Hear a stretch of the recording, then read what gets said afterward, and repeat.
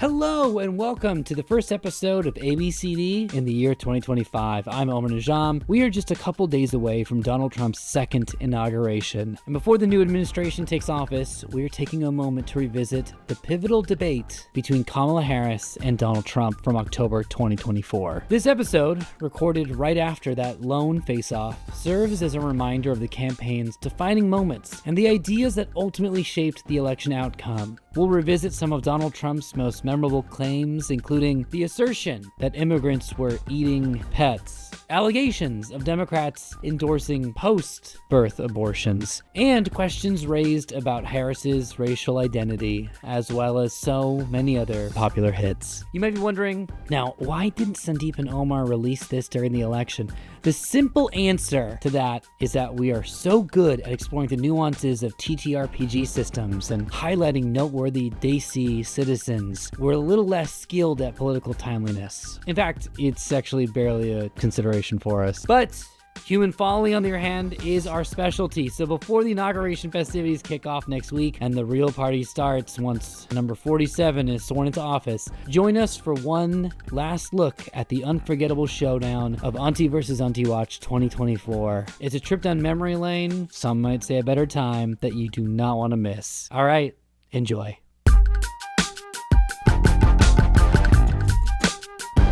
Oh, baby. Welcome, everybody, to this very, very special episode Yes. of ABCD, the American Born Chatty Desis podcast, which is a live stream within our lives as two American Born Desis. So it's a podcast within a live stream within our lives. It's a podduckin.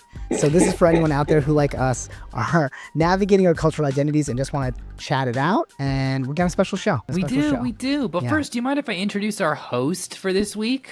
Oh, yeah. You mean do what it says in the script? Yeah, absolutely. Folks, this gentleman led in billions, if not millions, of 100. And I personally am maybe 200 of a billion, but definitely not as much as his billions, but maybe more. Sandeep Parikh. Oh, I let in all the billions. Thank you so much. And of course, I'm joined by my co-host this week, who, let's just say, if he wasn't co-host, we wouldn't be having this problem in Russia. We wouldn't be having this problem in Gaza. You know, I'm just saying, if we could go back in time, when I become the real host, I'm going to go back in time and make him not the co-host, because then we won't have those problems. Okay, that's all I'm saying. Ladies and gentlemen, Omar Najam. That's right. Folks, like Sandeep said, we have a wild show ready for you. On tap for today, we've got debate thoughts with a special guest. We've got our ABCD game. And then finally, we wrap it up with the Desi of the week. But first, let's chat about our sponsors. Let's chat about the folks who keep the lights on real quick. Let's do that. We'll do it quickly. You guys, our first sponsor, it's the Dungeons & Dragons 5e campaign that stars myself and Omar, Rekha Shankar, Anjali Bhamani, and we have amazing guests on that as well, all set in a South Asian mythological inspired universe. So if maybe you want to escape the world a little bit and want to go to a different world, that seems awesome, then please join us on Desi Quest. The whole thing was inspired from the brilliant mind of our DM, Jasmine, that bronze girl Buller. I'd vote her in as president in a heartbeat. So all the episodes are out right now. You can watch the whole thing over at DesiQuest.com. That's right. And our other sponsor is you. That's right. The wonderful folks who support us on Patreon. I believe you've got the Effin Movie Club going on right now. Is that correct, That's right. Sandeep? It's very exciting. Me and Rekha Shankar are going to be directing a movie this year. So we are building that up. We're watching movies together with folks on our Patreon. So if you want to join us on this whole mission to make a movie, which has been my lifelong dream, then you can join the Patreon and you'll also be supporting this show. So, you know, a lot of good things happen with that. Absolutely. Check that out at patreon.com/EffinFunny. That's patreon.com/EffinFunny. Okay. We did it. We paid the bills. We did. Now we paid the bills. It's time to pay the piper. We are, we have a very, just watched the debate. Okay? Literally just happened. Our brains are mush, but we have help, thank God. We have our dear friend of the show, Mushtaq. Thank you so much, Mushtaq Gunja. Like I said, when you finally jumped on our stream, my blood pressure immediately lowered because you have that calming effect. So I'm really excited to talk to you about this debate. Just for folks who don't know who Mushtaq is, he serves as the executive director of the Carnegie Classification System and senior vice president at the American Council on Education. He previously served as assistant dean in JD programs at Georgetown Law, where he also served as adjunct professor. Okay, so he did all sorts of cool things. But he also served as chief of staff to the undersecretary at the United States Department of Education under Obama. Oh my so gosh. he knows about politicky things and can help our dumb brains understand it better. So we're really excited to have you, Mushtaq. Thanks for jumping on again. Yeah, no, thanks for having me. And I sometimes teach a class on presidential elections. I've taught it a few years in sort of the presidential cycle, but I'm not teaching it this year. So this is giving me like a little bit of a fix. Yeah, I've got a different class I'm teaching. So this is great. Thank you for having me. We will be the two most difficult students you have ever had in your entire life. Get ready to hand out 2 effing grades. 2 F grades. I think we should just start with how we are feeling. And I know how I'm feeling, but let's go to the expert right off the top here, or at least our expert, Mushtaq. Like, where are you at? How are you feeling? What's your reaction? Where's your blood pressure? Just watched the debate, as you said, and I thought it went, so cards on the table. I'm a Kamala fan. Huge Trump supporter. I really don't like the former president.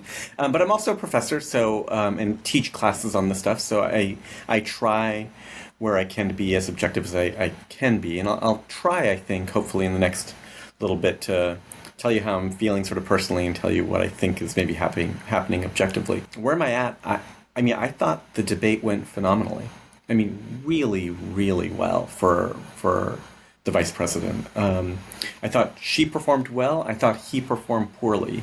And I think she was helped by the fact that expectations were like pretty low for her, I think.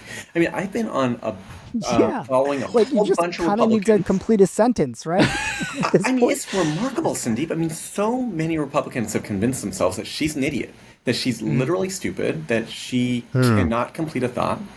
And so not only did she do well on her own merits, but because the expectations were so low, I think she really blew them out of the water. I thought she clearly had a plan, and I think she executed that plan pretty well.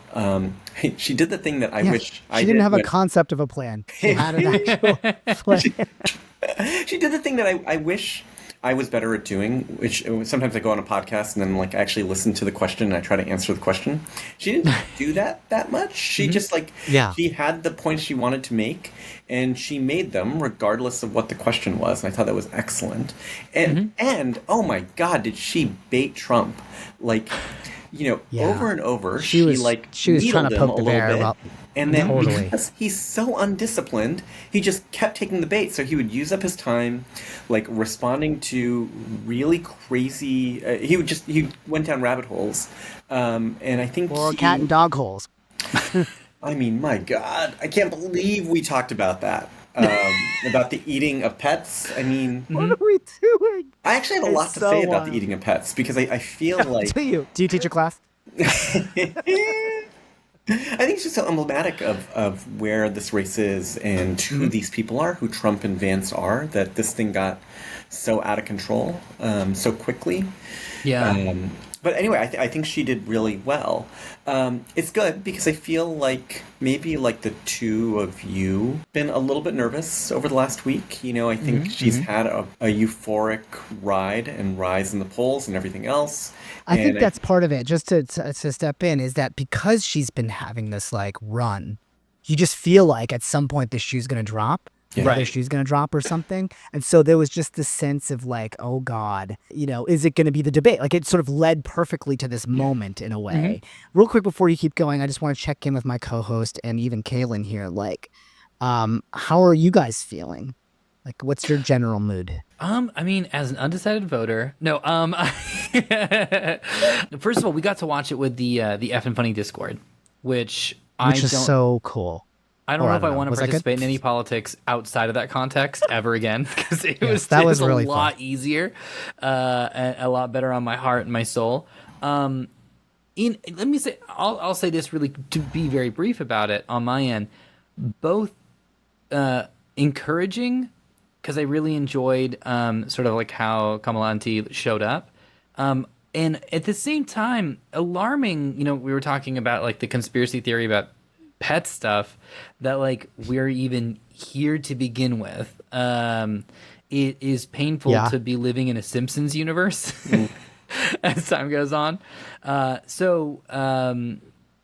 Amongst friends, while I'm being pulled between hope and the most sort of chaotic force that I could ever imagine on a debate stage. Yeah. How about you, Kaylin? Oh, sorry. Yeah. Oh, well. No, well, hi, Kaylin. Welcome, because I guess you were in producer mode, so we couldn't see you before on the stream, but now everybody can see you, just in case people were wondering what's going on. Thank you so much. I am experiencing tech issues, and that's only one of... I was going to... Yeah. I was just going to say that I got a little alert that says Kaylin has Riverside and open on other tabs, and we will edit this part out of the actual podcast, but... keep it in. Okay, we keep it. Everyone loves keep it. It in. Let them know I messed up. In. I deserve it. I'm not sure how I feel about the debate. I thought Kamala did a great job. I thought it was super weird. The whole time I was distracted by the fact that Trump didn't look at her. I was thinking about that probably too much. I probably should have listened more. And look, someone has to say it, and I'm the lady, so I'll say it. She looked really nice tonight. Yes. And he looked crazy as usual, so that was kind of fun. Someone in our Discord was like, is his hair just made out of cloud? Like, there's always going on. Not to make it a bad appearance. No, I know, and that's why. So, yeah. and she looked like a president. She just looked like a president. Mm-hmm. Yeah, I don't know. Cindy, what did you think? I thought it was great, and there were a lot of moments where I was going, woo! So yeah. What did I think? Thanks for asking. I think I'm with you. I think I'm in your camp.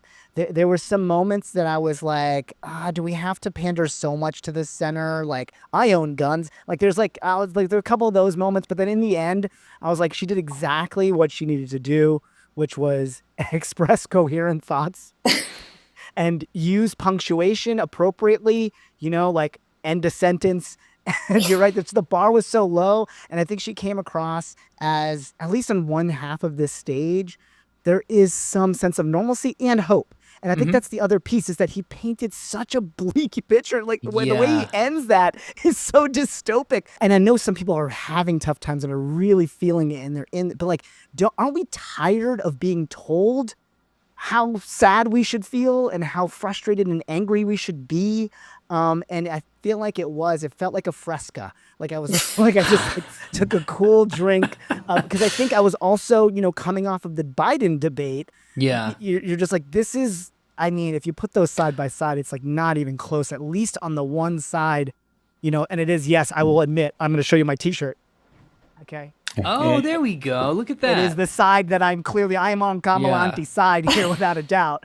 Like, and it was just nice to be like, oh, okay, I'm on also the side of coherence and someone who has aspirations and a plan. Like, I think that, I don't know how much that'll affect everybody else, like, or the swing voters or whatever. But man, I think a concept of a plan is exactly what we're like. There's always this distinction. Sorry, this is a rambling answer a little bit, but like, there's always this distinction between we're going to step back into the past versus moving ahead to some future or whatever. And I'm like, you cannot draw it any better than that. Like, it's not that he wants to go back to the past. He just wants to fire up people's grievances. That is his only plan. And it's so clear. It's so crystal clear in his inability to articulate at any step any semblance of a plan. Yeah. And I just thought that moment, to me, if that's not the moment they just don't play on every attack ad, then I don't even know what we're even doing. But I don't know, so that's how I'm feeling. I think I'm feeling pretty relatively hopeful. Can I ask a question? And Mushtaq, this might be a complete misuse of your expertise, and anyone can chime in. But the Biden Trump debate, was that this year? Let's check the calendar here. Yeah.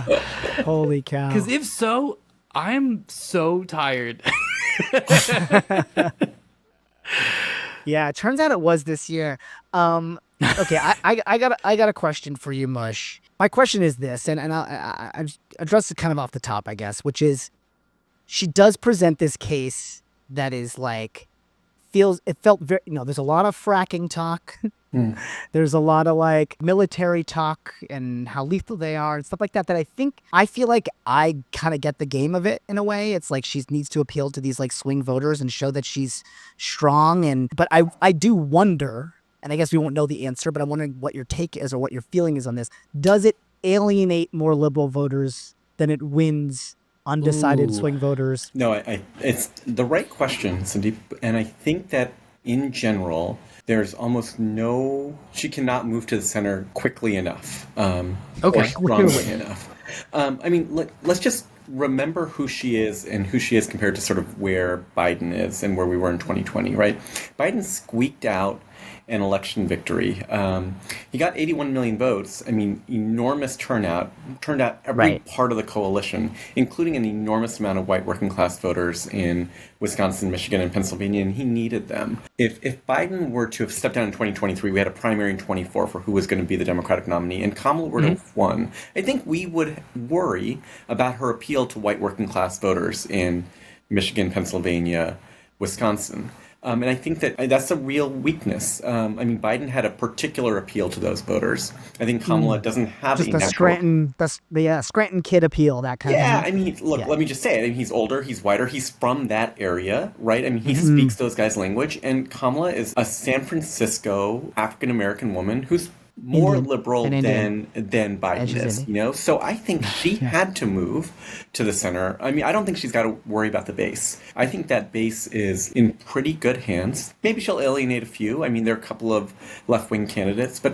the specter of Donald Trump is so great that I think there are very few people on the very liberal side of the aisle who's going to say, she's just too liberal on fracking. I can't vote. I want Trump instead. I'm gonna sit this thing out and let Trump win. I see. I don't think there are that many of them. So I think it was very important, actually, that she moved to the center and move aggressively, because one of the criticisms of the Harris campaign that I share a little bit and have been a little bit worried about is she has not taken many questions from the press. She has not done that many things that are not scripted rallies. And it's the same speech over and over at those rallies. She hasn't defined many of her positions. So on fracking, I actually wasn't sure what she was going to say today. I knew it was going to come up. It was in Pennsylvania. And I think it was very important that she said, I'm not in favor of banning fracking. Our administration has a policy of more is better. We have an abundance mindset. We need more solar. We need more green energy. And we also have been leading domestic production too. That's going to be a good bridge for, a cleaner future. I thought all of that was right. I think she needed to say the words, I'm not going to ban fracking, and if she didn't, I think it would have been a real missed opportunity. So I thought she executed that part of the plan of moving to the center really well, and I think she needed to do it. So just like strategically speaking, you felt like it was like an absolute necessity to do, even at because like in our chat, for example, there's some folks in there, they're just like, man, I'm gonna cast the vote, and maybe this is what she's counting on. I'm going to cast the vote, but she's not making it easy. Like she's making me like kind of swallow my own vom. Like chew back a verb to do it. But I guess that's the calculus, right? It's a broad tent. There's a lot of people that she's going to need, and from AOC to Manchin. Yeah. It's more like AOC to like Mitt Romney. Sure. Or Liz Cheney. Like she's got to try to make that. The Cheney name drops were wild. I don't think if you told me in 2004, 8, 12, 16 that we'd be talking about, bragging about a Cheney endorsement, I'm not sure I would have believed. It's so crazy. Literally, like, I don't know, our version of Darth Vader for so long. No, totally. What is going on? Speaking of which, not to be a downer or anything, but, much love and RIP to James Earl Jones. Yes. Oh my gosh. Yeah. Hugely influential human and voice in our lives, and especially in our nerd lives. So that reference is in loving memory. I don't know, Omar. What's top of your mind? Do you got any questions for Mush? Like, what's your? I know how we felt in chat. In terms of, I hesitate to use, political idioms like, moving the needle and stuff like that. But let me ask this question. In terms of inspiring folks to go out and vote, because that's what I've been hearing just in terms of the total layman's, not in the political universe. Everyone's kind of been like, it's really about just like, can we get more people to show up? Do you feel like this debate was effective in either inspiring people through a sense of order and hope, or inspiring people through a sense of fear, one way or the other? I'm not even allocating those to either candidate specifically. Omar, it's interesting. When I think about what likely was the plan here, I felt like Kamala wasn't out there trying to inspire that much. I felt like maybe the verb I would use is reassure. I feel like she was out there trying to reassure a set of folks that I'm smart, I'm competent, and to Sandeep's point, I have a plan for the future. Right, I'm looking forward. And in some ways, I think she really accomplished those things, right? She came across as put together, not easily rattled, competent. To Kaylin's point, she looked presidential. She looked good. I mean, I thought Trump didn't look so hot. I mean, and it's hard for me to say this because, again, I'm biased in this way, but I thought his eyes were drooping. He looked a little weird. Like he looked tie-tie. He looks like it needed a little tie-tie. He looked like he needed a little nap. I think he would have done better. This debate happened at 4 p.m., like 9 to 11 might have been a little late to him. I don't know. Yeah. So I think I wonder if it's like the optical illusion. Sometimes they're like, well, I think it's this color, but then you put it next to a different color and you think it's a different color. Like, was it just because like Biden was in there that like suddenly he looked very tired? But it's actually the same amount of tired he was both times.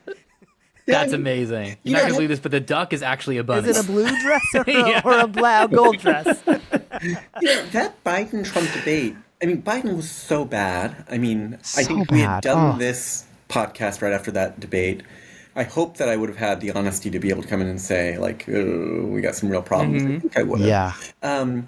But the thing that Biden masked, Biden's terrible performance, was that Trump was also all over the place. I mean, he was a little bit more... Totally. He was measured for the first 20 minutes. He was okay. But then he like went off the rails too. It's just that Biden was so bad that like it was just overshadowed. And I think this is Trump. Biden kept meeting him off the rails too. Like he kept like going there like, no, my golf score is also. And you're just like, don't go to the dumb, crazy place. Like don't join him on the third rail, dude. Yeah. That was so frustrating. Real quick, I just got some breaking news. Hot news. So to your question, Omar, like, is this moving voters or not? Taylor Swift, Tay-Tay. Oh. She has just officially, as of right now, endorsed Kamala Harris. No way. So. Hold on, let me check my phone because my daughter would know this because she is an enormous... It is, I'm looking at it right now. She's going to erase Charlie XCX from all her profiles. It's Taylor. That's right. Wait, so we got Charlie XCX, Beyonce, and now... Tay as like that's the triumvirate. Pop Curly's That's wild. Troye Sivan, get in on this. I know that that's a little complicated in terms of citizenship, but Troye Sivan, please. Wow. Actually, before I start putting words in people's mouths, let me see if Troye Sivan has already endorsed Kamala Harris. 1 second. So I think this leads me to my next kind of question here for you, Mush. Like, how much of the effect of the debate can even be measured in the immediate aftermath versus, because like we had Anand in chat, producer / CEO of EffinFunny, talking about how like we're not even going to actually know the effect because this is like the first truly sort of social media driven election. Right. And that like it's and I actually thought I saw some moments specifically where it was very clear that she was restating something for the clip, like for the TikTok.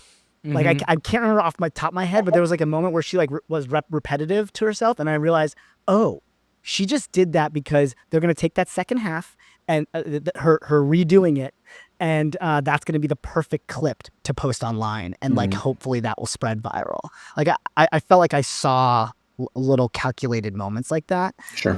Is that something that you were thinking about at all? Or like, what is your thought on the sort of social media aspect? I think that so much of politics these days seems to be about getting the viral, either 10-second clip or, a minute, but it doesn't feel like we're in a world right now where folks have the attention to watch a 90-minute debate. And I think to that point, I think the viral clips are really important to the extent that she set them up. And I think that we started with this concept of a plan. I mean, I think that's going to be the biggest takeaway.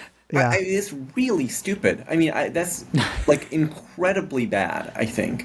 And I also think that means our short attention span tends to mean that the first 15 or 20 minutes are the most important parts of the debate. And I thought she was strong there. I thought she was very competent. I thought she looked good. She looked a little nervous, I thought.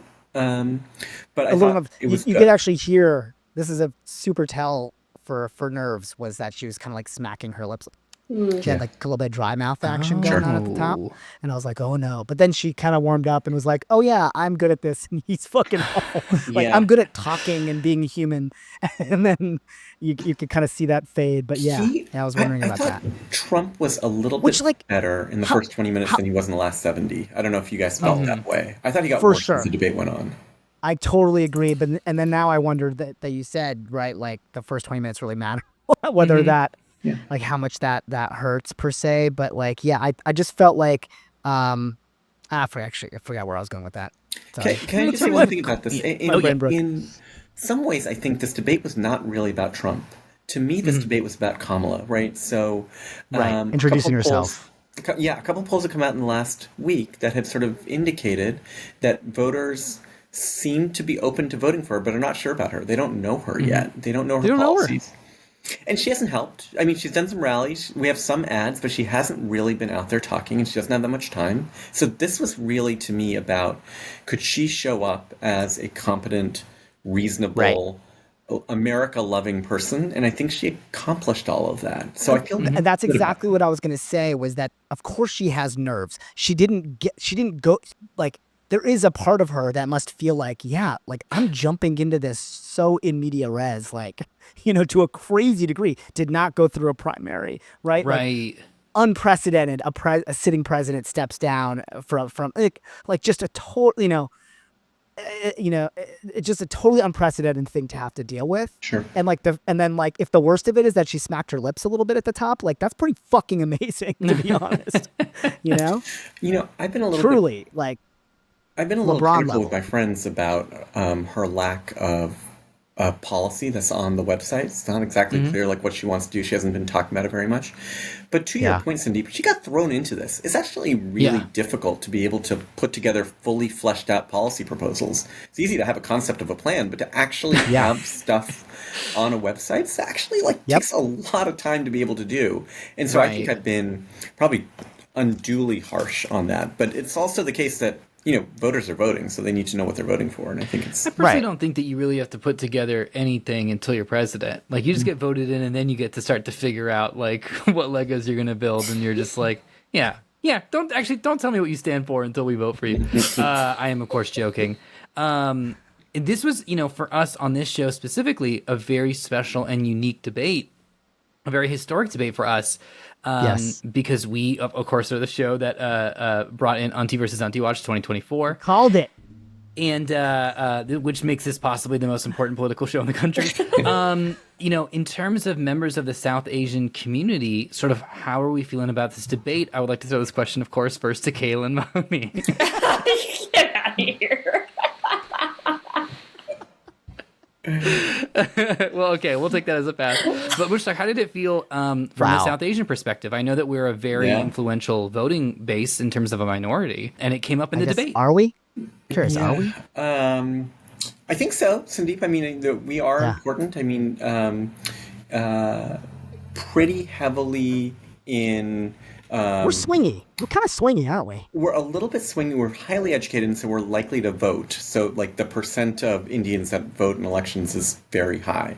We're sort of overrepresented in California and Texas and New Jersey and New York, which makes our vote slightly less important from a presidential perspective, but, like, quite important sort of more broadly. And, I mean, it's pretty cool to see somebody. It's cool. Yeah, might not be president. I mean, it's like it's pretty cool, I have to say. What do you guys think? I totally agree. It feels very cool. I'm like, I mean, there were moments where I was just like, that is like, I'm seeing my auntie on stage, like, crush it. Like, I got the feels, and kind of my like most badass, most intimidating in the kitchen auntie, like the one that you don't cross. Like kind of a vibe, but it was like, but that's my auntie up there. Like I did really feel that, and I have been ever since the moment that it officially happened. Like there was sort of like even as we were joking about it all through, I shouldn't say joking about it, we were calling it all the way through with this whole auntie versus auntie watch. For those who are maybe new to this, like basically Omar and I were doing a sort of a doomsday clock watch on whether or not this election would actually, like what are the chances that it would come down to Kamala auntie versus Nikki Haley auntie. And it was kind of in jest because at that point it was very much entrenched Biden Trump. But, you know, it was also like kind of possible, like Trump is facing all these indictments and Biden is like, you know, having trouble finishing sentences. And so it was like, okay, there was a chance that was going to happen. So we just kind of like week to week as a running bit. And then it finally happened. Like actually the moment that it actually happened for Kamala, like I was kind of brought to tears. Like it really was like, holy crap. Like we're in the mix. I mean, truly like listen, there's been 46 presidents or right ish. Is that right? Yeah, 46. Okay, got that number. One has been a minority, right? Right. Obama, we got 1 out of 46, statistically speaking, is a minority. And kind of wild that the second one would be South Asian. It's pretty awesome to think about. So that's where I'm at with it. I really hope that there are aunties and uncles out there that are really inspired and enthused by this and want to, you know, mobilize, or at least folks in our generation that are like, mom and dad, this is who you're you gotta vote for your auntie, you know. What did you guys make of the race question? So what'd you think, Omar? Like how it was handled? How it was handled and context. Kamala's strategy there, because I thought she made an intentional choice, and I was sort of surprised maybe at the way that she approached it. I was wondering what you guys thought. For context, and please jump in at any point, because like I don't know if I'll be able to describe it as accurately as I'd like, but the moderators asked Donald Trump, you made a statement recently, which was that Kamala Harris was presenting as one race, and now that she's running for president, she's revealed essentially that she is also Indian, and he's never heard that turned before. Black. Yes, yeah. It's that she was always saying that she was Indian, and now she's turned. That's black. right. That's right. Sorry. Thank you. Yeah. You know, and like you know, a Mighty Morphin Power Ranger turns from just regular citizen to a Power Ranger. I love the idea of Daisy Ranger. I wonder what it would. It's crazy. You just turn into like a giant robot pangolin.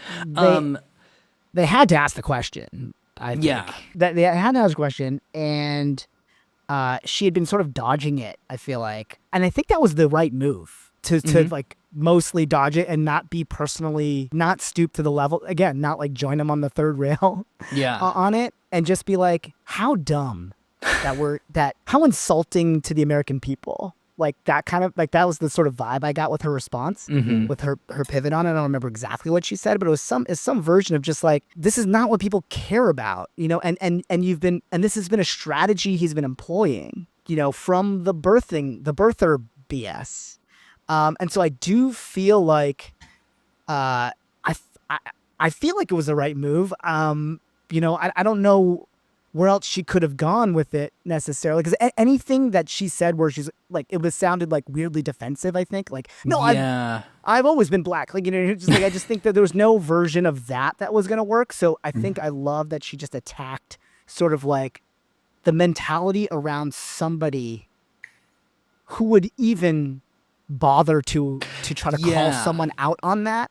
And I thought that was super wise, because I hope it forces some introspection on the listener or the viewer to be like, oh yeah, why, even if I did care about that, why do I care about that? Yeah. You know, like, why are we talking about that? I don't know if that works. I don't know if that helps with certainly won't help with his base probably, but I think the swing voter might be like, yeah, you know what it speaks to? The tired old playbook.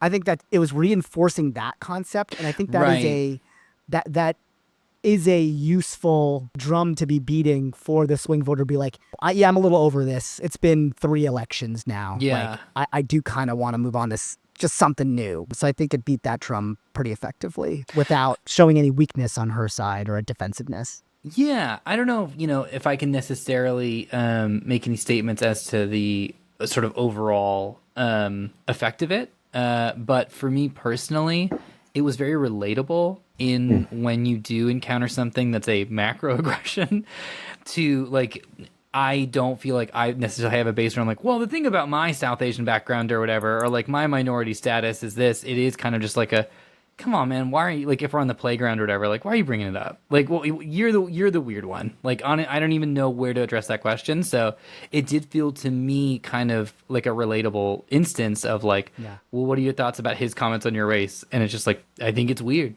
Like, did I want her to say like, you know, you're just sad because you can't turn black and you've been trying? Or, like, it's like, did I want her to have like a comedic point of view? Of course I did. Like, I would love for her to be like, you know, or to be like super celebratory of her culture and stuff like that. But I thought it was measured and it was like, you know, on message, I guess. Yeah. And that's maybe that was the safer route in general. I don't know. What do you think? Yeah, Mushtaq, did you think that there was an opportunity for her to shout out Daisy Quest during that question? That was a disappointment. It sure was. I mean, imagine the sponsorship opportunities that you've gotten right there. I think she could have gone three ways with that question. She could have defended that she's always been black and like really tried to take it to him and like go on the super offensive. She could have done a little bit more, I think, Sandeep, of what you were suggesting, which is this is not the conversation that the American people care about or want. You wanted more of that, or you wanted more of that. Let's move on to like what we actually should be talking about. And I think she did some of that, but also she pivoted to an attack on Trump on the Central Park Five and on the renting of you know the first lawsuit that was filed against him for not renting to black people. She attacked him on birtherism, and I think there's a strategic choice there, right? Because previously when she was asked a question about Trump's comments, she brushed it off and said, I want to talk about the issues. And she did some of that, but she also then went to these attacks on Trump on race. I thought that was interesting and a choice because I think that might indicate that she feels like Trump's inroads with young black voters, especially young black men, might be having some effect. I don't know what polling she's seeing internally, but Trump's certainly doing better among young black men than he did last election for sure. Certainly than like Romney did, you know, and that McCain did. I mean, he's got a little bit of a pull there. I think she might have tried to. That's what I read into the answer remind people that he is no friend to black people. Because she could have probably, you know, we talked a little bit about appeals to white working class. In general, I think the strategy in appealing to white working class voters is not to sort of spend a lot of time talking about race, you know. I mean, the move on, like, I want to turn to the thing that people care about is an appeal to white working class voters. But this was the one place where I felt like she didn't move to the center, that she tried to actually do a little bit of shoring up of the base. I thought that was really striking to me when I heard that question in her response. Because I thought did anyone also feel like there was sort of an undercurrent as well in her responses that your racism is ineffectual? In a way where it was like, you did this, it didn't work. You did this, it didn't work. You did this, it didn't work. So even to someone who has those biases and those prejudices, it's like this. Even if you believe in these things, this isn't your guy. Like right. He doesn't even do racism. He doesn't even do it good. It's so true. And I think, you know, if anything, it did mask the real issue here, which is that she did turn black. She went so far. It's so true. And she did such a good job of avoiding this where, you guys, it's true. She went so far as to get a black dad to be her father. Like, that's like pretty politically ambitious. It's really, you know what I'm saying? It's kind of crazy. It's good advice to all the actors out there. I mean, you have to really commit to the bit. I mean, you can't just like go in halfway. Yeah. That's why she's going to be president. Truly. If you want to make it, you know, out there, you got to go for it. Because, you know, black people do so well with presidential elections all the time. Again, 1 out of 46, you guys. Like, obvious political move there. Oh, God, what a dummy. Okay, here are just some other moments, and let's see what they bring up, okay? There was this, like, weird moment where and I think this is, like, kind of early when he starts to lose it. Because you're right, like, at the beginning, he's sort of, like, kind of doing okay, and then he does this whole thing about, like, she's a Marxist, but man, she's so MAGA, I should get her a MAGA hat. And you're just like, what is she then? You're just trying. I wonder if like, is that even effective? Like, what are you doing there? Like, you're just like calling her every name you can possibly think of. It just seems weak to me. She hates the Jews and she hates the Arabs too. Like sentence one after the other. Like, what are you doing? I told Abdul. Here's all the things I told Abdul. That was so weird. I mean, the leader of the Taliban is not named Abdul. What is he talking about? I don't think he's named Abdul. It's just they're all named Abdul to him. Is that what it is? I mean, there was one thing he executed, I thought. I think he tried to make every answer about immigration and migrant crime. Yes. So it didn't matter what the question was. Because that's his winning issue. Yeah. He has two winning issues. He did that one over and over. He didn't do as well on the economy. Yeah, I mean, didn't get as many shots in on inflation. Now, to be fair to him, the moderators moved away from the economy really fast. Yeah. I mean, we could have had 45 minutes on the economy, and I think that would have been perfectly justifiable given what the voters care about. But that said, he didn't execute. He executed against the migrant crime stuff. It didn't matter what the question was. He started talking about Aurora, or whatever. But he didn't. I don't think he landed many blows on the economy. Not as many as he should have and could have. Now he did land though that he's the leader of fertilization. So let's talk about maybe what the Democrats see as a winning issue, right? Yeah, abortion. And this concept to me that kind of blows my mind, right? That's like, oh, my whole plan the entire time was just to bring it to the states. Like that was.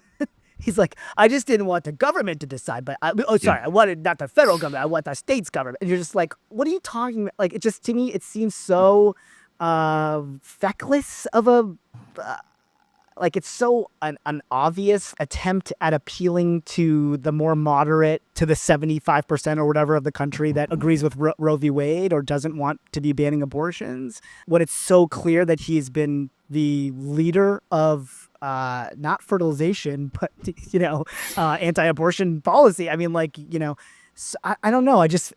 I wonder. Do you think this is working for him? Because he keeps doing it, where he's like, I just wanted it to be states' rights this whole time. I'm a big states' rights guy.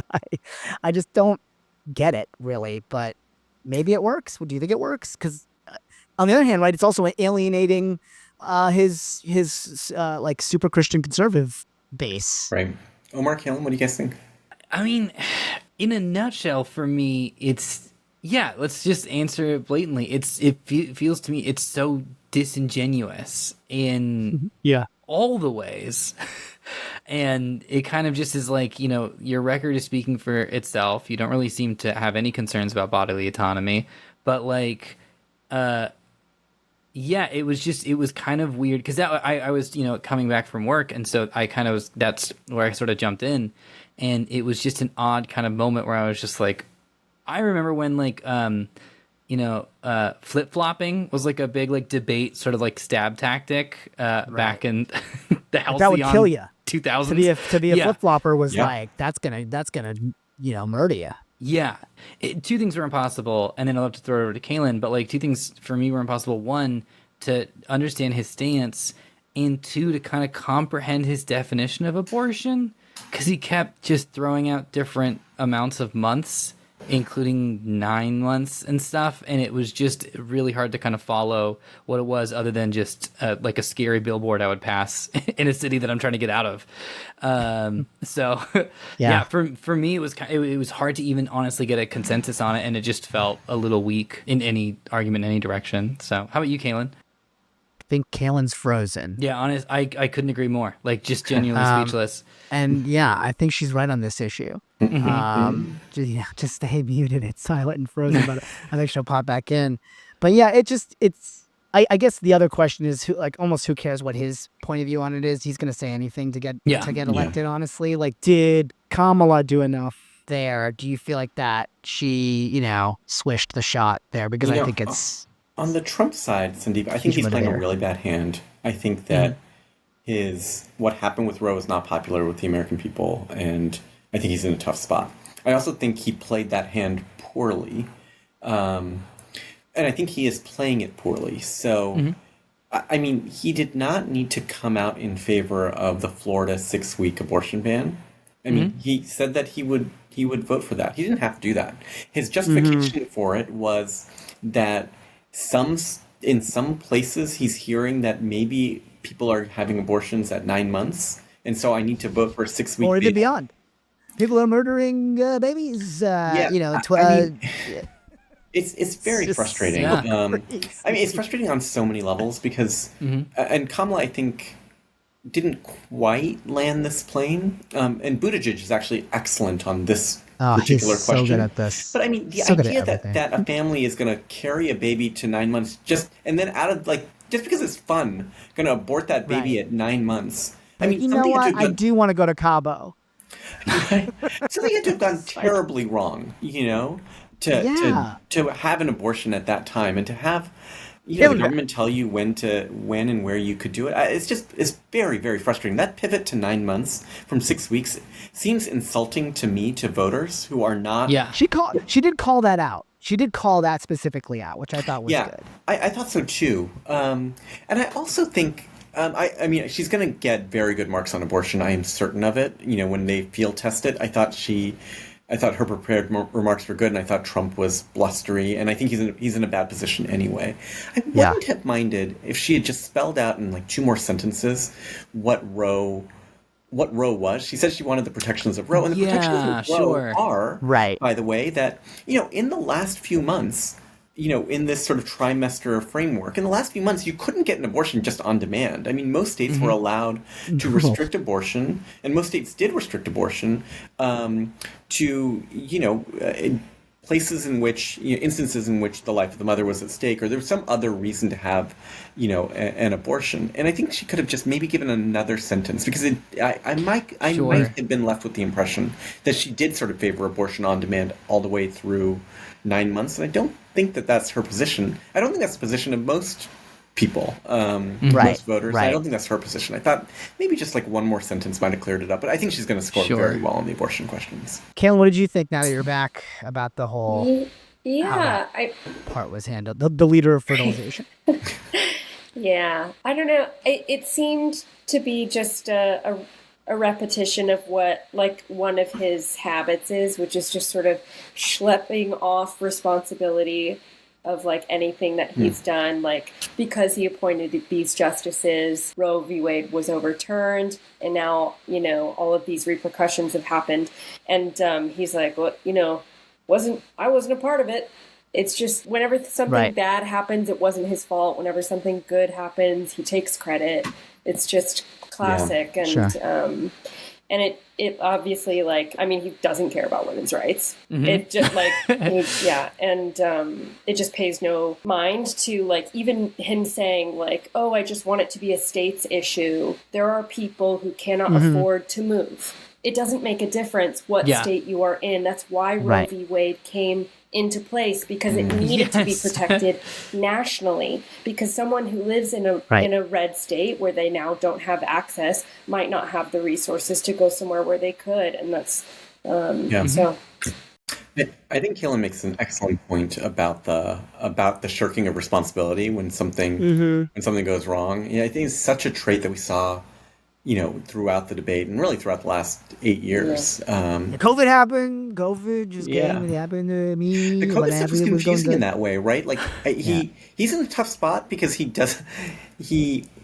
wants to take credit for the response, and Operation Warp Speed was pretty good, actually, but his base doesn't like vaccines right now, and he needs to build RFK voters, so he can't I don't think he talked about vaccines. I think he talked about like ventilators and masks maybe, but I mean or if he did, he talked about it in a very oblique way. It's the same sort of idea here. He wants to take credit for parts of his record, maybe not for others, and it's tricky to be able to do that. And I will say, like, when Kamala was sort of pressed up against the wall about how they backed out of Afghanistan, she was honest, and she was like, yeah, I mean, I stood by Biden's decision, whereas like that would never, whenever Donald Trump was asked a question that could make him look a certain way, he just denied answering it altogether. I think I missed that part because I was crying into my bowl of rice checks at that specific moment. But, Kaylin, what did you think of like Kamala's response on the abortion side of things? Like, did you feel like that was like she sort of scored the points she needed to score? Yeah.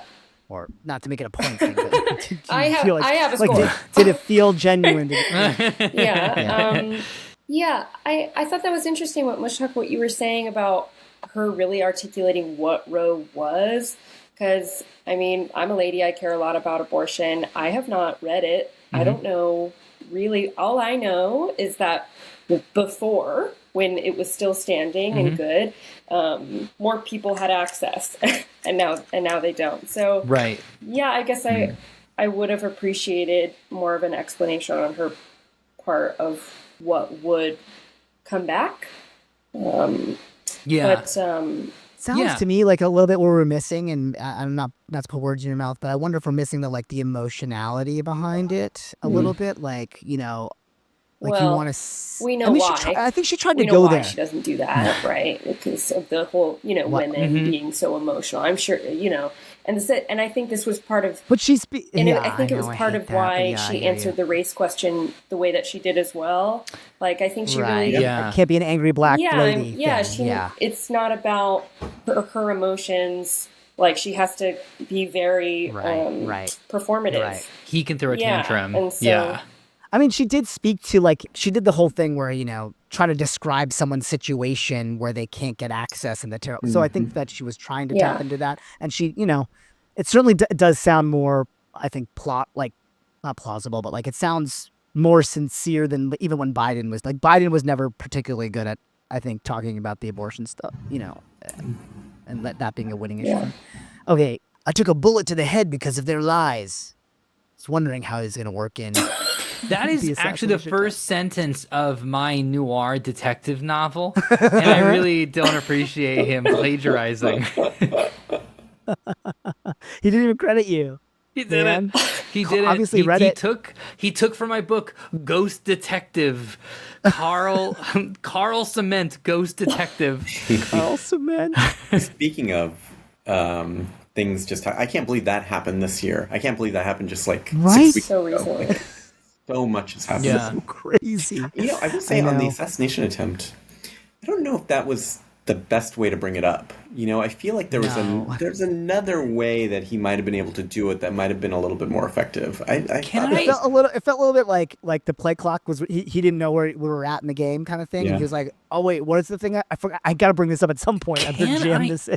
Can I admit something so embarrassing right now here on the internet? I didn't connect that what he said to the historic event. In my mind, I just saw this AI generated art of him having to deal executioner style with a gun that's Democrat policies. I thought it was a metaphor. I completely didn't, to validate your point, I completely didn't connect to the fact that he was talking about the time that he got shot. Mm-hmm. Oh, no. He was talking about a Coors Silver bullet. He was talking about the delicious, refreshing, crisp taste of a Coors. I think that sort of speaks to the fact that he was so just disconnected in so many in his arguments. I didn't connect that at all to a real thing that happened. It did sound just within the realm of metaphor. So thank you. And this is embarrassing to me as someone who should have, I would love to have high school comprehension skills at some point in my life. Can you? He said so many things. You follow his train of thought all the way through. Can you imagine trying to diagram his sentences? I'm sure at school, I've got an 11th grader and an 8th grader. I'm sure they're going to talk about it at school tomorrow. And can you imagine? How do you have a takeaway here? It's so difficult to really follow what's going on. It is a human run-on sentence. Can I just say, guys, because I've spent the last 50 minutes feeling very optimistic about this, and I am very optimistic about the state of the race, but I don't think we should delude ourselves in thinking this is anything but a toss-up. And in fact, I think going into today, I think it is fair in my read of where we are. I think she's a little behind, and I think has the ability to catch up. I think she's got more room to grow. I think Trump is pretty capped. But I think that she's got a little bit of work to do. I think she did a great job today. I think she's getting there. But, it's going to be a close election. There's just no way around it. I think we walk in right now with Kamala really having 225 205 electoral votes, Trump having 218. You add Michigan, Wisconsin, Pennsylvania to her ledger, that gets her to 269. So that's what she needs. Nebraska, too, would put her over the top at 270. That's what she needs. But she needs those. Like, this doesn't really work unless she wins Pennsylvania. I mean, she could That's try to run the Sun Belt instead, but, I mean, it's not as easy, and it's going to be close. I mean, the Pennsylvania polls right now, I mean, they're basically a deadlock. So they're deadlock, yeah. Yeah, I mean... So that's why she had to be like, fracking, let's frack, baby. 1 million frack, baby, frack. Yeah. It's like, what if, anything you guys want. I think the Phillies should always win the World Series. Yeah. That's how we'll make sure as president, the Phillies never lose. I mean, it's this was an excellent start to what is the kickoff to the last part of this campaign. We'll see what sort of comes next. My anticipation, guys, is that there won't be another debate, too. I mean, if I'm Kamala... Right, that's what it seemed like. I feel like I just take this, put it in my pocket, and I won the debate. I don't think I need to have another crazy. one. So it's going to be another 8 weeks with no other kind of big moment, right? So Walz and Vance are going to debate. I think it's Walz and Vance 1st. debate. Yeah. Normally, I would say that's not a big deal. That is nothing burger. I can't remember what happened in the Harris-Pence debate in 2020, and I love this stuff. But the Vance pick was really interesting, and Vance continues to be out there, not moving to the center. So he continues to appeal to the base. I don't know if he can't help himself, if he's not listening to the advisors, if he's just running a different sort of campaign. I don't know what he's doing, but this will be a pretty watched debate, I think, the VP debate, because I think these are two pretty interesting especially probably because there's not another presidential debate that makes this one more the only show in town. There are a couple things that are out there that are good indicators for Harris that I think one has been very overreported and one's been a little underreported. I think the fundraising numbers, that is the overreported story, I think indicates there's a lot of grassroots enthusiasm and that she's going to have the money that she needs to be able to run these last 8 weeks. Trump's was a little disappointing, and we'll see if he has to make some choices about where he goes up in the air and that sort of thing. Mm-hmm. So that's been good. The other thing that's been a little underreported, I think, are the new voter registrations in a bunch of different states, and those have looked pretty good. So the demographics of new voters in Pennsylvania and Michigan and a lot of the swing states have leaned more women, younger, more people of color. All of which are good stories. We'll see. These aren't enormous margins, but you don't need enormous margins. I mean, let's just remember, Biden won Wisconsin by 0.62%. He won Pennsylvania by 1.17. I mean, that was in 2020 when it was. I mean, he's a guy who appealed to the white working class. Right. So He's scrambling. Exactly. I don't want to pretend like we don't have an uphill battle here. I mean, there's a reason that we thought this was going to be really hard. I mean, if you told me that inflation was going to be where it was, that the economy was going to be where it is, and that crime, though it's coming down, was going to have increased this much, I would have said that we were going to be underdogs, and I think we are straight underdogs.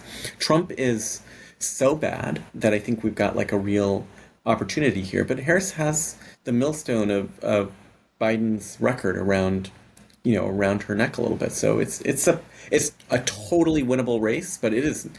For anybody, this is a slam dunk. It's not a slam dunk. Yeah. Not even close. I mean, this is a toss-up race. Can I ask a question to kind of round us out, if that's all right? We got a couple questions from chat as well that I'd love to hit you with. That's it, and I'm happy to get a no to that question. I can pocket my my question. You can. No, if you had something, it's cool. But I just I'll pocket. I want to hear what folks in chat are throwing out there. So so Anna's asking, are there any sort of counties that South Asians will be specifically impactful? And he mentions Bensalem, Pennsylvania.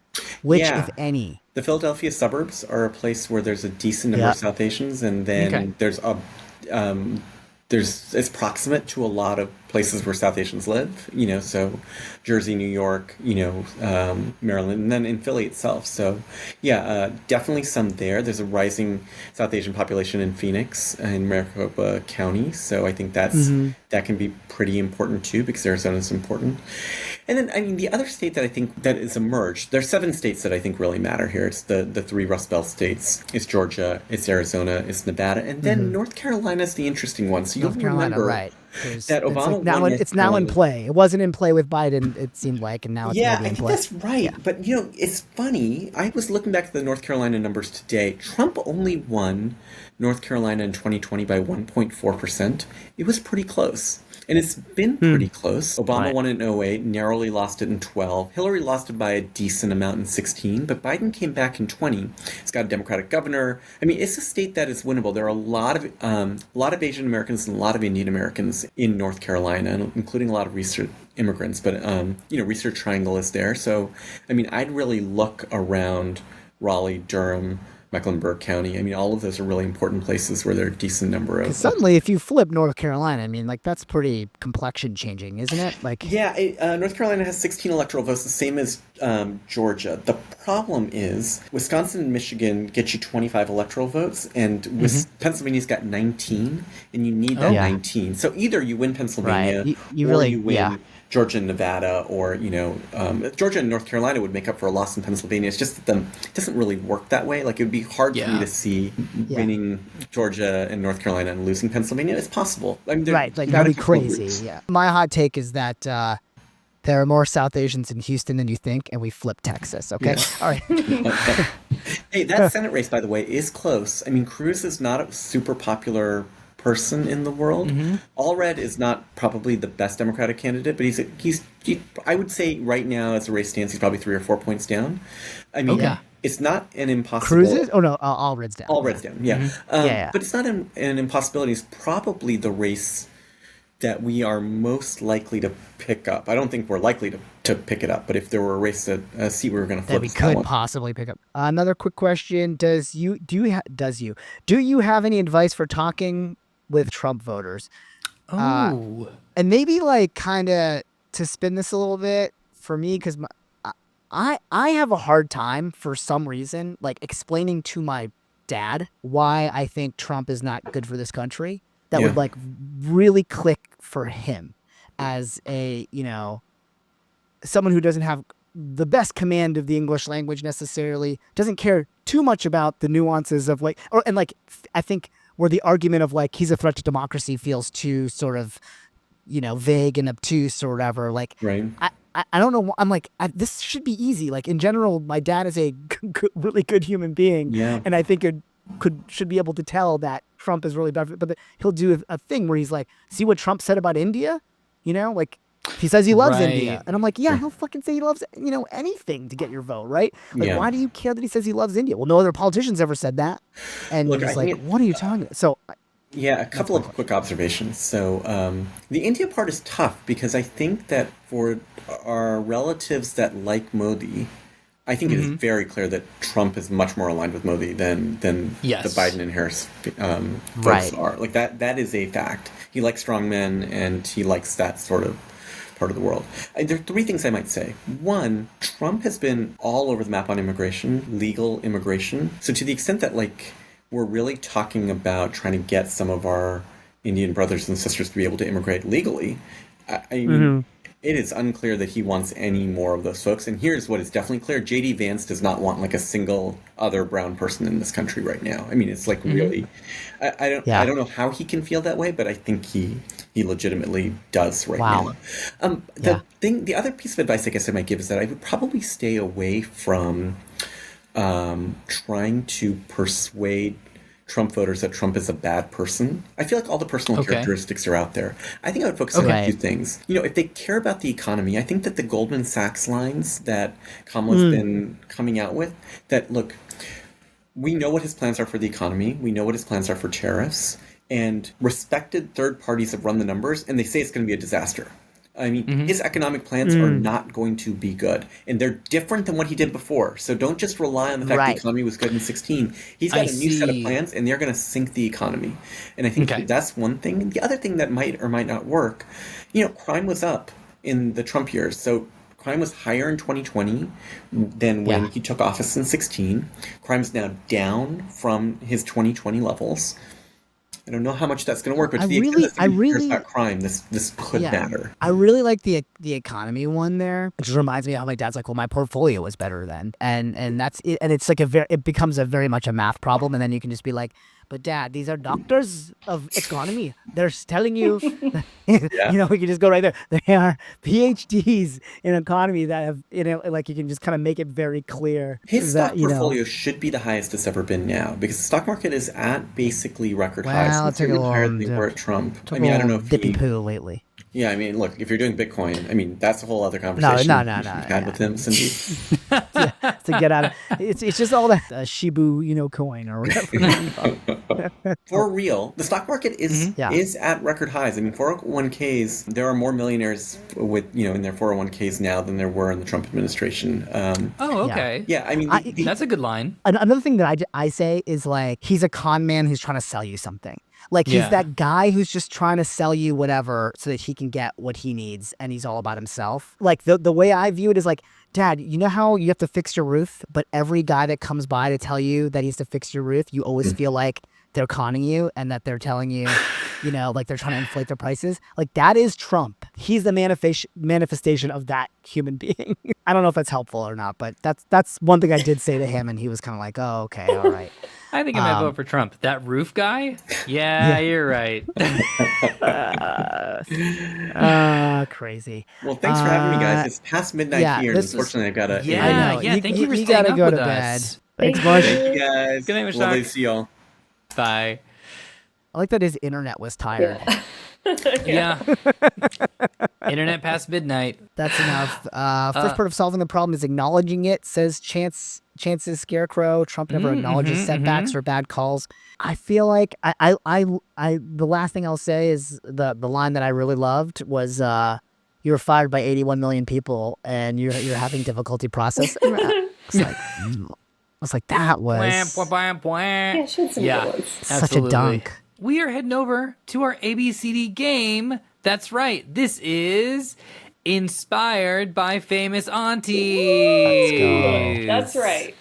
Bum, bum, bum, bum, bum, bum, bum. Technically, this game was supposed to just be about famous aunties, but sometimes things don't go the way you want them to. Heck yeah, so of course. Instead, the following questions are inspired by famous aunties and their field of expertise. Okay. All right. Here we go. Okay. I'm ready. So each question is multiple choice, and you guys will both pick your answers. Whoever gets the most points wins. Good. The winner, easy. per Okay, usual, will get to host Most points. next episode. I can't wait to do it. Wait.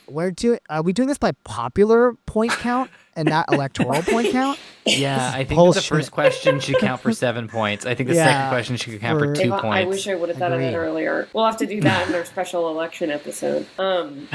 Loser, I would love to get chat's opinion, so feel free to chime in. I have a couple ideas on what the loser should have to do. Should we run a poll? Yeah, I think so. A I would like the democratic loser to poll. sort of have to riff for 1 minute, and these are my ideas. The loser could do an impression of an auntie's thoughts on the debate. The loser could do an impression of a debate monitor having just woke up from a nightmare right tonight after the debate.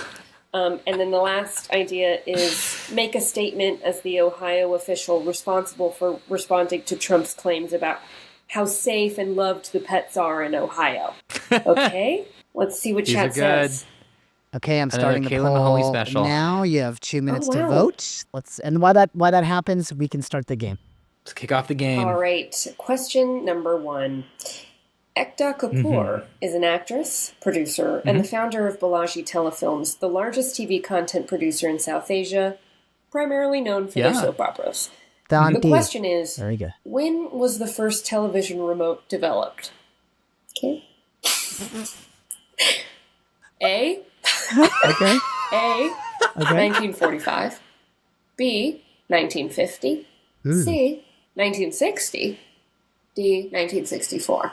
Okay, here's my problem, is that all those were earlier than I thought they would have been. So that's amazing.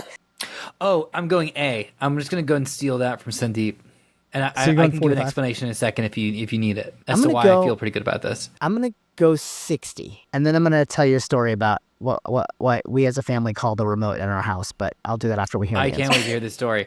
My guess is A, 1945, and I think it's one of those big clunky ones with just like one button, you just clunk.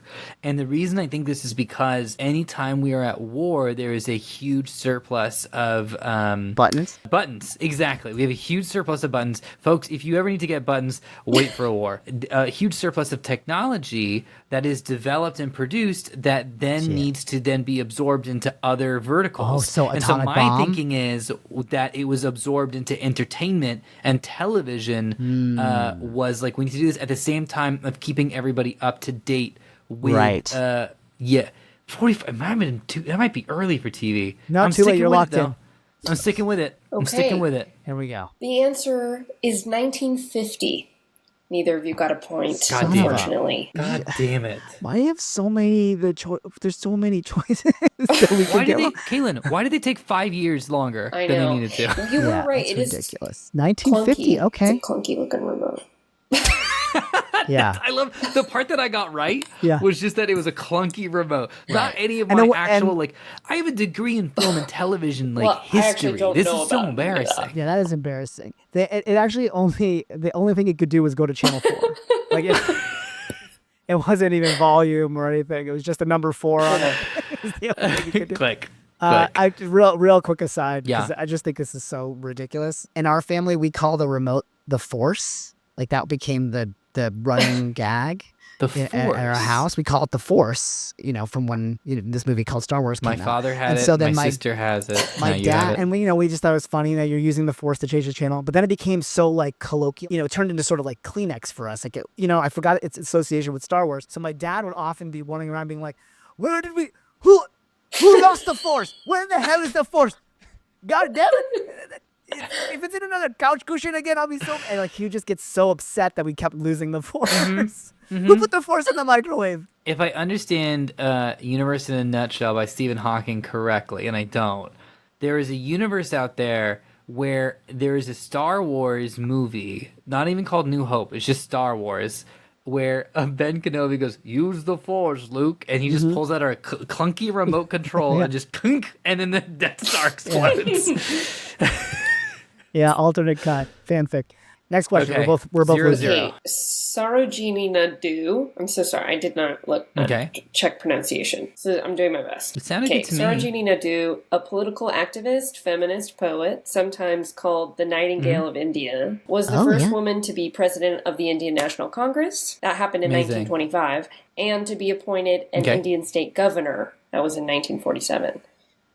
What Amazing. color are nightingale birds? Your options I are love it. black, blue, purple, or brown. Black, blue, purple, or brown. I want to believe purple because that's so pretty. Black, blue, nightingale is See- I'm gonna say brown because I think it's I'm the saying least black. obvious. I'm going A. I'm sticking with A. And the answer Come on. is brown. Sandeep gets 1 point. What? Yes! No, Come that's nonsense. Right here, Yeah. baby.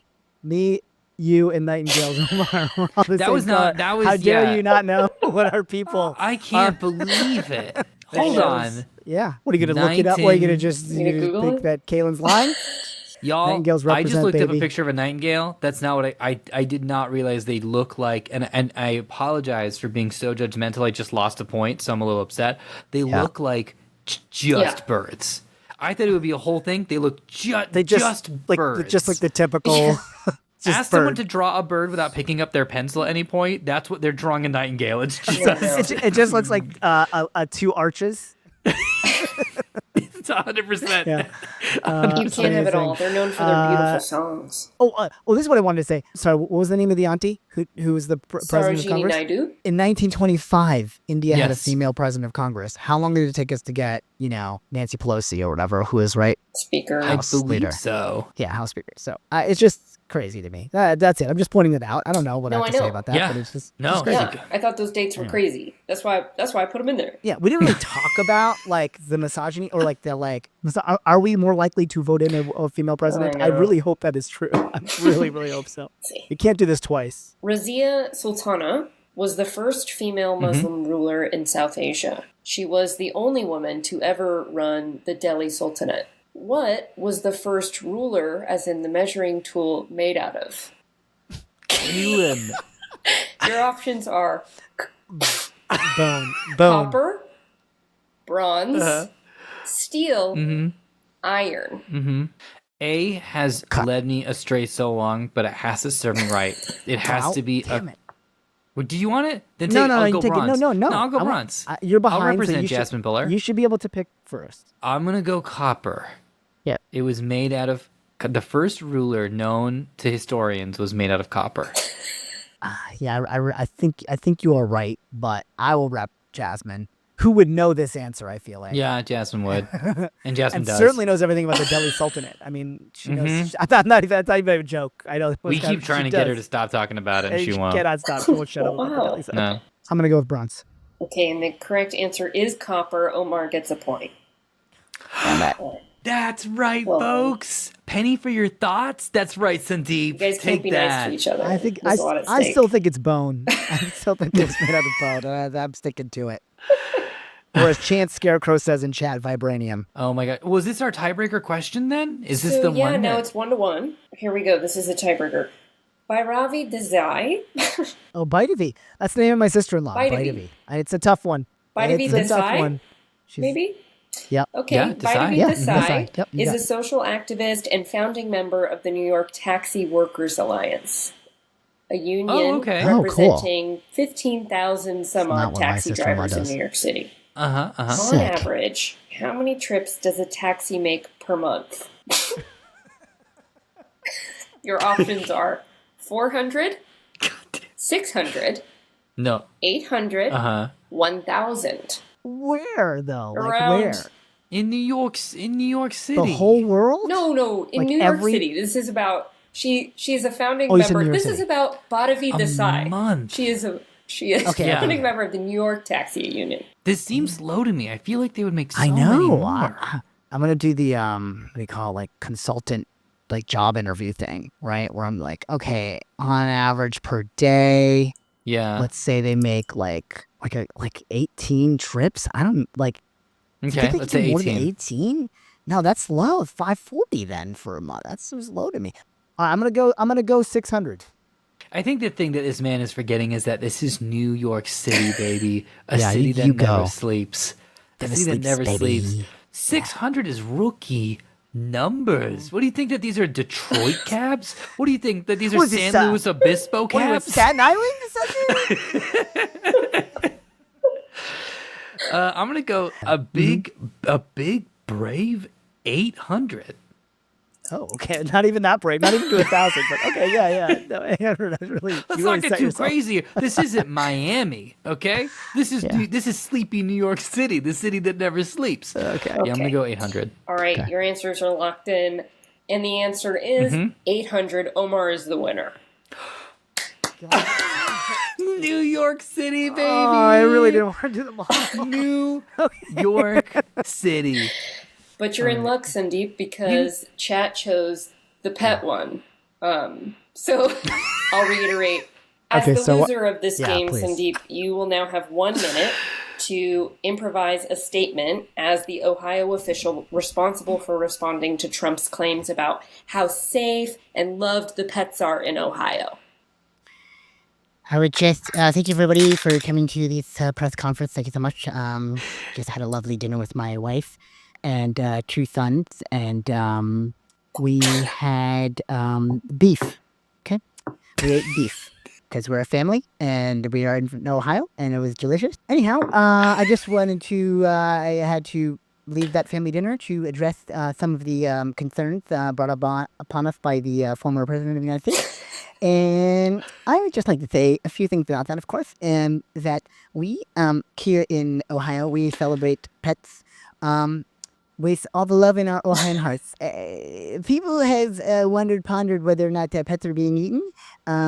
And I would like to say with definitive assuredness that all pets are safe and are left out of the kitchens. There's no dog meat or cat meat in any Skyline chili. 10 seconds.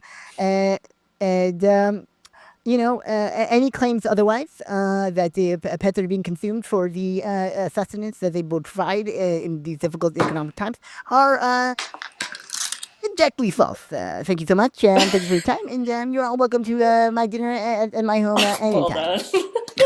done. Channeling a little Adam Sandler. Oh I guess. my god. I walked away from my family dinner. We had beef. You're eating beef? Stroganoff, And that's it. specifically. Nothing else. Just beef. a hot buttery Just a- steak for the kids. Beef. It's not Oh a my beef. god.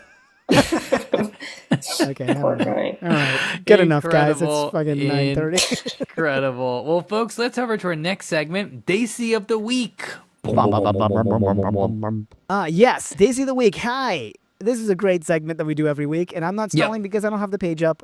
I'm stalling for other reasons. Okay, this week, Shamala Gopalan Harris. Shamala Yes. Gopalan Harris, Kamala's mother, or the Mhm. grandmamala, is our Daisy of the Week.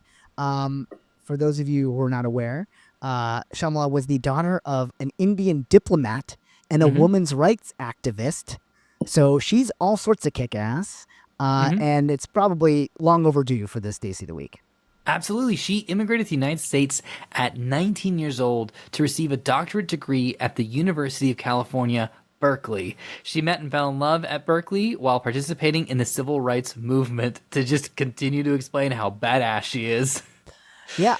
She was a pioneering breast cancer researcher and was also part of the federal government's Special Commission on Breast Cancer. And her work helped determine how hormone receptors played a role in the development of breast cancer. Like her team's research, which contributed to understanding how estrogen binds to a receptor, was crucial in understanding breast cancer and contributed to the development of several key treatments, successful treatments for the disease. Unfortunately, Shamala Auntie passed away in 2009 to colon cancer, and Kamala Harris carried her mother's ashes to Chennai in southeastern India and dispersed them in the Indian Ocean waters. Yes, and a fun fact, because women are very multifaceted, she's also a gifted singer of Carnatic music, which is, if you have not heard, incredibly challenging musical discipline.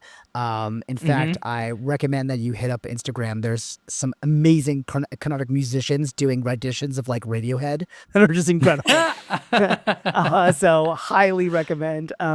Anyway, but Shamala won a national competition in it as a teenager, so she's Amazing. multi-skilled, and all of that, the grandmama passed it all down to Kamala. That's Absolutely. So, Shamala Auntie, congratulations on being Daisy of the Week. Yes. And that is our show, my friends. As always, our one big ask is, find one person in your life who you think that would love the show and share it with them. Absolutely. And, we want someone on the show next episode. Do you mind if I just make, if I didn't run this by you, Sandeep, but do you mind if I just, make a request right now here on camera of who we could have on next week? Thank you so much, everybody. This has been a great show.